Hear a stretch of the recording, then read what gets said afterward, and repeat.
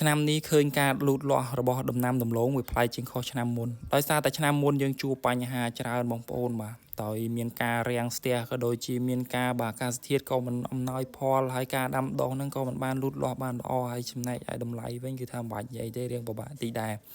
ហ្នឹងហើយសង្ឃឹមតែឆ្នាំនេះបងប្អូនមើលឃើញជាក់ស្ដែងដំណាំដំឡូងបាទឆ្នាំនេះបាទភ្លៀងអំណោយផលដោយតាំងពីដើមដៃមករហូតបាទលើសម្រាប់តែបងប្អូនដែលគាត់ដាំមុនគឺថាល្អមានការលូតលាស់បានល្អមែនទែនបាទលាស់ត្រួយប៉ុណ្ណេះបាទជាពិសេសបងប្អូនដែលគាត់បាទជំនាញខាងការបាញ់ថ្នាំក៏ដូចជារក្សានៅបាទដំណាំដំឡូងគឺថាគាត់បានថែទាំបានល្អក៏ប៉ុន្តែសង្ឃឹមថាឆ្នាំនេះបាទបងប្អូនដំឡូងយើងក៏បានថ្លៃក៏បាន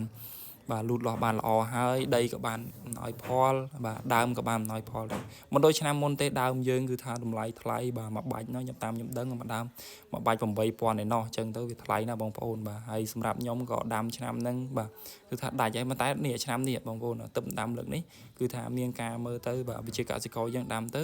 បាទដុះលូតលាស់ល្អដោយសារតែភ្លៀងបានអំណោយផលបាទហើយក្ដើមក៏នៅថ្មីទៀតអញ្ចឹងទៅ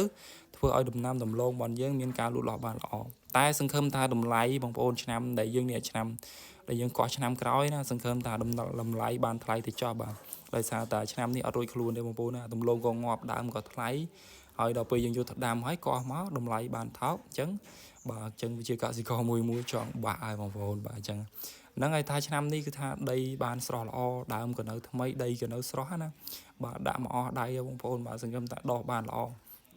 ហ្នឹងហើយបងប្អូនបាទគៀកចូលឆ្នាំហើយក៏នៅតែមានបងប្អូនយើងក៏គាត់នៅបន្តដាំណាបាទអ្នកខ្លះក៏ដាំ1ហាត់2ហាត់នៅបន្ថែមទៅអ្នកខ្លះក៏គាត់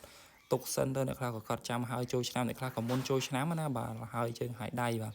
ហ្នឹងពុកម៉ែបងប្អូនវីដេអូយើងគឺមានតែប៉ុណ្្នឹងទេសង្ឃឹមថាពុកម៉ែបងប្អូនបាទយើងជួបគ្នានៅវីដេអូក្រោយបន្តទៀតអរគុណច្រើនពុកម៉ែបងប្អូនបាយបាយជម្រាបលាអ្នកទាំងអស់គ្នាបាទ